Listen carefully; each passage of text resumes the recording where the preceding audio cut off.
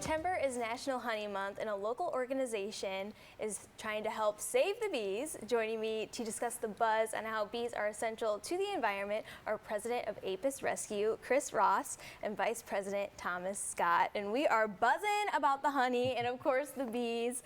And you are doing great work here in Kentucky. So tell us a little bit about Apis Rescue. Apis Rescue is a local nonprofit, and we started about 3 years ago. We focus on honeybee research, honeybee education, and the community.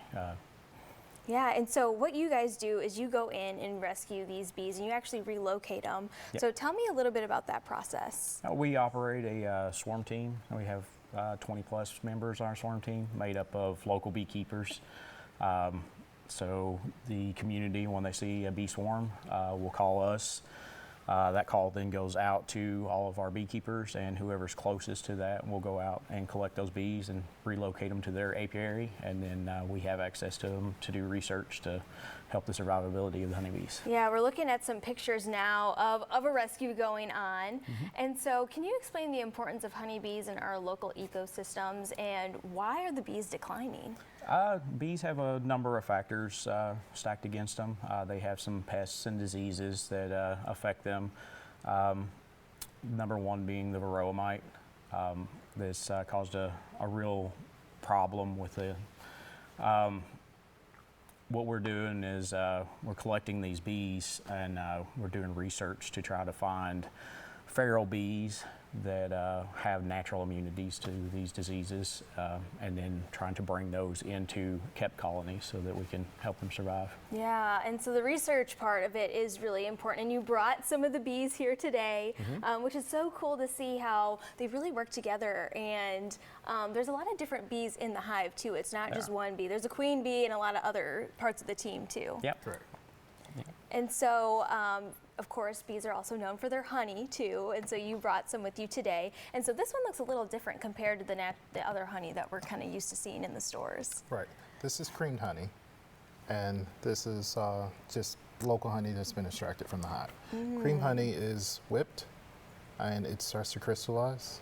And once it crystallizes, it duplicates itself, and it's really good if you. Yeah, I would love to try. I love getting local honey. Of course, you know,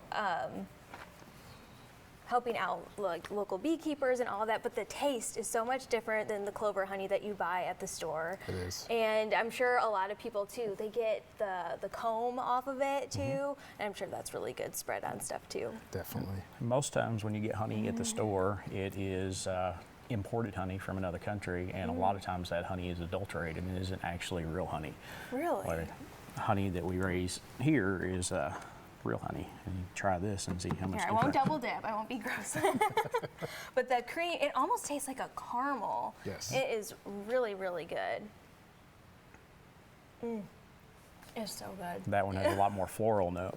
Yes, it does. Because if the bees are, you know, near certain flowers or a certain environment, that's going to contribute to the flavor that you extract from the honey. Yeah, this honey comes from my personal farm, and so it is mostly made up of blackberry and milkweed.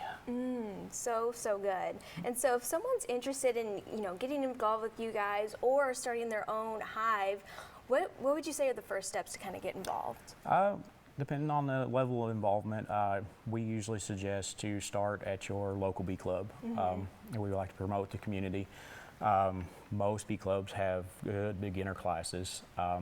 If you're not interested in keeping bees and you just want to help out with what we're doing, the best place to start is our website, just apisrescue.org. There's multiple ways to help on there. You can volunteer with different things that we do, or donate money. Yeah.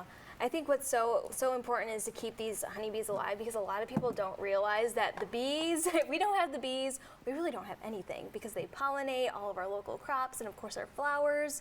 And so they are such a key part to our ecosystem. And another important part is that while not native to the United States, they're a good ambassador for other pollinators that are also struggling. Because when you plant a pollinator garden to help the honeybees that everyone knows about because of honey, you help all of the other pollinators as well. Yes, so it really truly is important, and such a wonderful organization. You're going all across Kentucky rescuing the bees. So if people had a swarm like we saw a little bit earlier on your car or even in your backyard, you guys can certainly help. Yep. And you can you look on our website, we have resources to get a hold of us on there, as well as a hotline that people can call for that.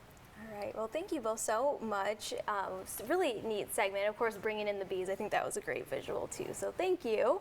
And so to learn more, all you have to do is go to apusrescue.org.